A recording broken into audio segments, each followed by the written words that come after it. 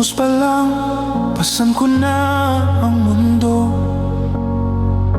Inako ang hirap para sa pamilya ko. Natutong magbanat bago pa mangarap.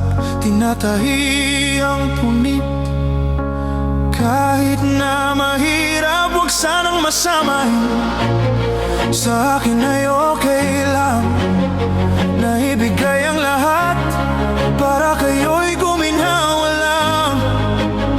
Pero kinapa ko ang dibdib, tila ba ubos na. Nagbibigay ng tubig, pero ako'y tuyot na. Tawag niyo sa akin bato at sandalan, matibay na pader, hindi tinatablan. Ngunit kahit na bundok ay gumugurin, kakayanin ba kung ang pagod ay di na kayang tiisin? Ako ang tinatawag pag dilim may dala, pero sinong yayakap sa tulad kong pagod na? Sawa na akong maging malakas sa inyong paningin. Minsan naman subukan nyo akong kamustahin.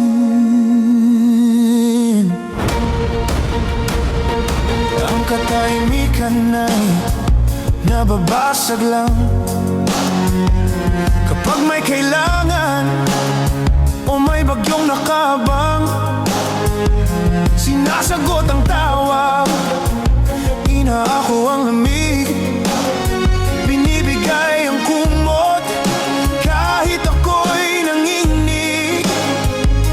Ang katahimikan pagkatapos mas maingi sa sigaw. Sa sarili kong pangarap ako'y naliligaw. Akala nyo'y sapat na ang lakas na taglay, pero ang nagbibigay ay naghahanap din ng karamay. Hindi ako bakal, ako'y laman at buto. Dinadala ko lang pero mabigat ito. Hindi ko kailangan ng rebulto o papuri, kailangan ko lang ng tingin na nagsusuri.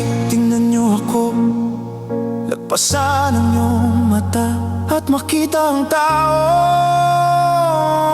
na lumalaban para sa hininga.